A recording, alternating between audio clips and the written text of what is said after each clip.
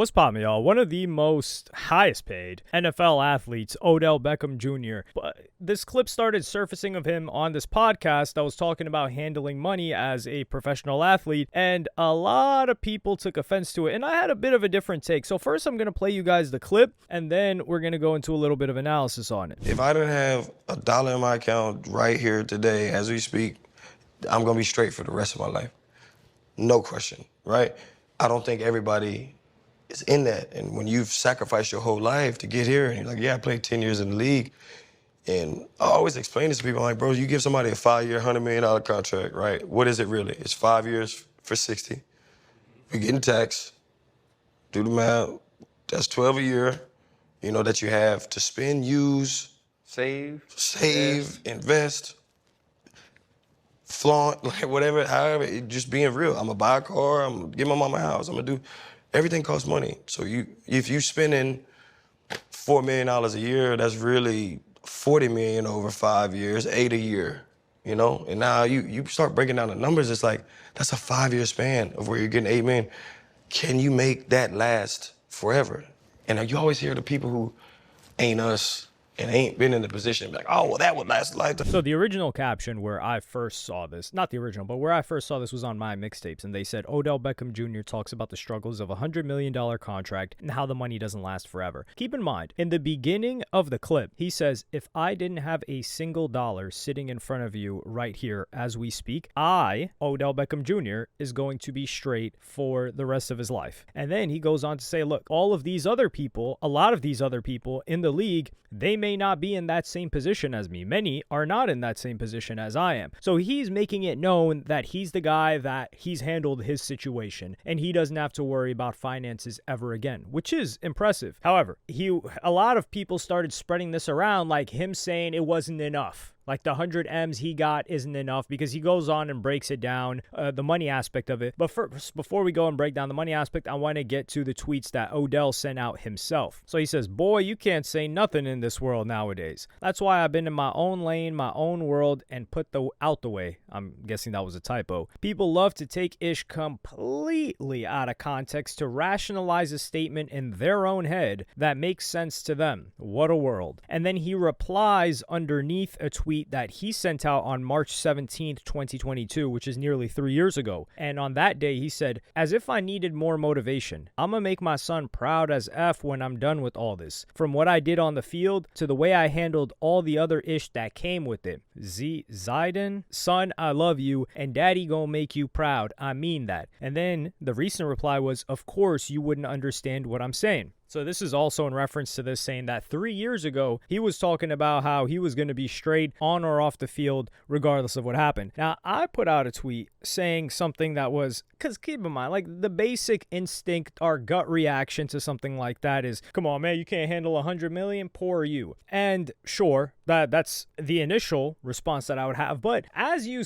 see more situations in front of you, as you begin to know more people in these type of situations, as you begin to build up some empathy, yes, empathy for rich people and athletes, well, I know it's a shocking concept, you start to see some of the challenges that they have to deal with that others do not. So I said, everyone is calling this a skill issue, sure, but how the hell are they supposed to have the skill? Just hire a money manager, bro. And how do they know which one to trust that isn't stealing from them? Like, for example, Gilbert Arenas, if you watch any of his interviews that he's done a lot on Vlad. They are excellent interviews. He talks about having a guy that was stealing money from him. And then the immediate reaction you get from the average person is, yeah, because he hired his mans from college. No, these people are hiring professionals. There are professionals that are skimming off the top. And they're like, hey, I have an opportunity to take advantage of this guy. Why wouldn't I? And when you're an athlete, and I continue and say, these accountants, managers, agents, etc. have decades of experience dealing with athletes. The athlete has zero experience. Nobody wants to admit it's really hard to handle career and finances when it comes in one shot. Not to mention their full-time job is to be an athlete, which takes mental and physical effort. And I want to compare this to music because I do think there are a couple of similarities and a couple of differences. One of the similarities being that the money comes in really fast. Now, a lot of people are saying stuff like, oh, you know, he could just invest into this this type of thing, and then it'll grow year over year. And then you've got people that are actual business owners. I don't want to hear from business owners, to be honest, because if you're a business owner, you didn't start your business and then boom, you suddenly got an injection of $25 million.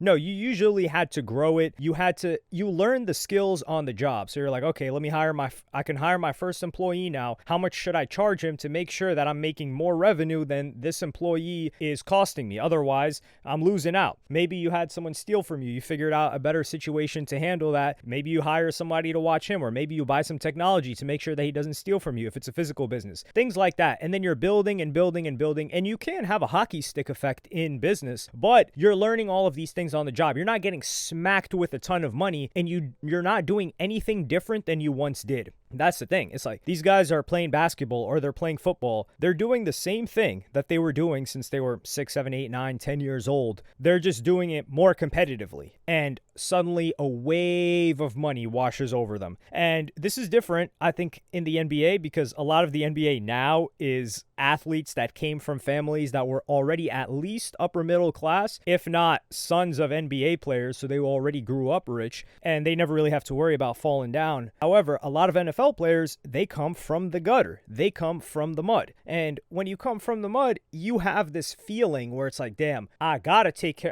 at least get my mama a crib, right? And there's this lack of selfishness, which is necessary when you're making that much money. And this is also another thing. People see how much money you're making. They see your contract. So your whole family knows, and a lot of them can't say no. So they're buying cribs, whips, etc. And what eats them up is the upkeep. So I think one of the biggest issues that NFL players or athletes have, even rappers and artists, is that their fixed monthly costs are as high as if they were going to continue to make the same money that they were making at their peak. I think that's the biggest problem, more than splurging on anything else. Because rarely ever is it an athlete makes, I don't know, let's say 10 million a year and they spend 9 M's or 10 M's. That's too close. However, they may be making 10 M's a year on a 5-year contract and they spend 5 M's, but their fixed monthly costs are anywhere from, let's say, $250K a month, which is about, what is that? That's about a couple million a year. But then what if they get injured and it's a career-ending injury? And now after that 5 years, they've still got that same lifestyle expense. And it's not only their lifestyle, it's also maintaining the lifestyle of their family. Now they're in a pickle. So they've got to scramble. Artists go through something similar. The difference is, though, is that artists can come back. Like, an artist can bounce back and drop another hit song years later. Like, Soulja Boy's done it several times. Who else has done it? Lil Yachty never really fell off. He's always handled his finances well. But you can probably come up with some other names. But with artists, they get hit with a wave of money immediately as well. And a lot of them spend all of it. And they're kind of screwed. And it's harder for artists because they're not getting the bags that athletes are getting, nor are they getting the resources. But where I'm saying the comparison comes in is everyone talks about, oh yeah, you know, this rapper got a terrible deal or this artist got a terrible deal. Well, they all get terrible deals. And they also say, oh, well, they should have gotten a lawyer. Okay, yeah, they should get an entertainment lawyer that's really good. The entertainment lawyer that's really good has worked with how many record labels and has worked with signing how many artists to those record labels. So who does it serve the lawyer to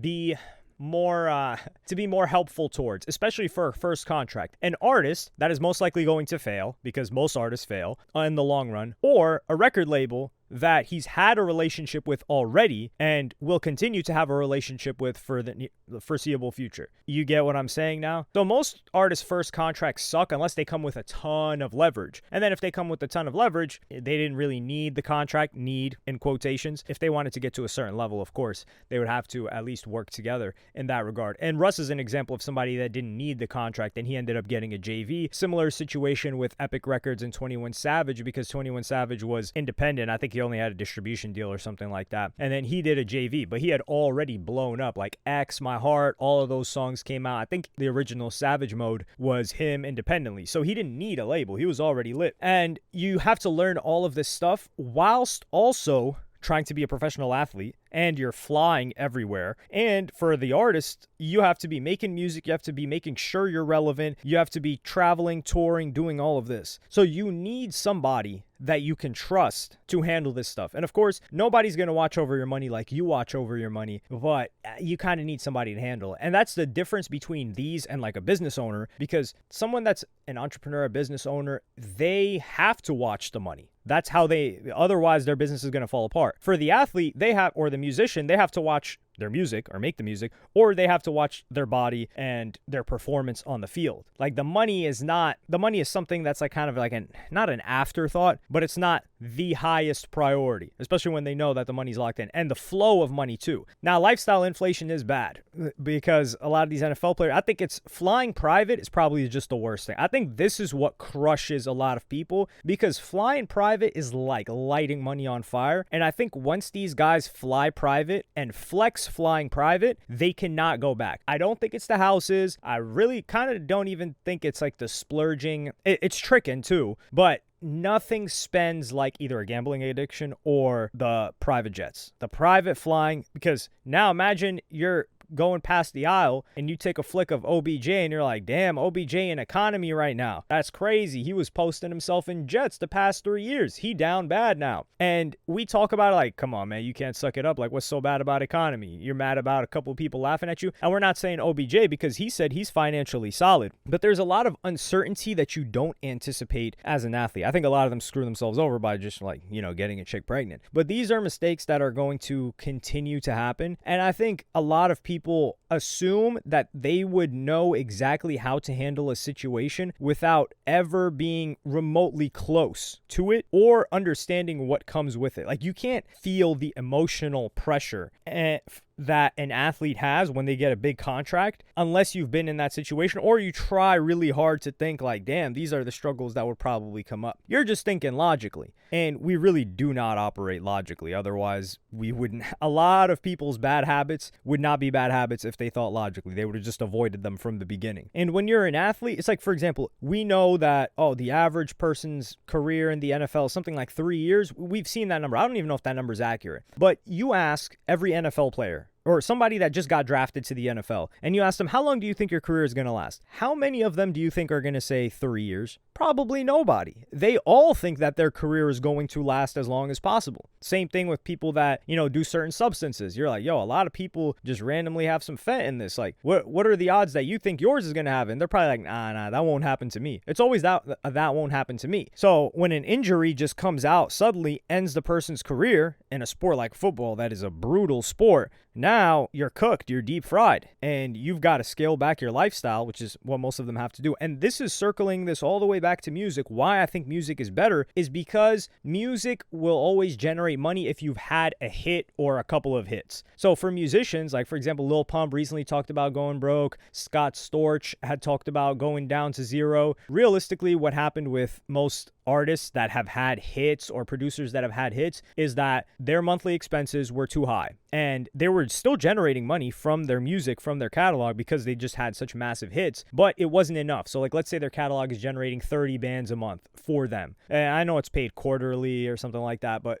you guys get my point. Their lifestyle is 100K. So they're drowning until eventually they're broke. But if they just go to zero for a couple of months or maybe like a year, their money's going to keep coming in. With an athlete, that's not going to happen. You have to do something. Like, sure, athletes, maybe they can start coaching, maybe they can start speaking. Some of them can get certain deals, probably to do interviews nowadays. But their old performance on the field is not going to pay them in the future like a musician's old hits will be paying them. Like, just look at the Billboard 200 this year and look at how many albums, or this week, look at how many albums on there were released decades ago. And to be on the Billboard 200, you at least have to be selling like 6K that week, which is at least 50,000 USD. And that's just in America, by the way. That's not counting all of the streams and everything outside. So these albums from decades ago are generating that much weekly, on a weekly basis. Do you think the artist has to do a damn thing? Nah, they just chill. They just have to not have too expensive taste. But yeah, I think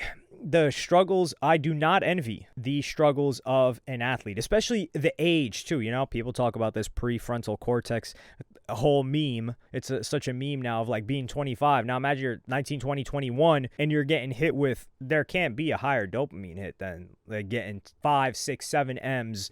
You hit upside the top of the head with that. Like, that's a lot of money to get hit with. You can't even fathom having much more than that. But let me know what y'all think in the comments. Like, subscribe, and hit the notification bell if you enjoyed. And I'm going to see y'all on the next one.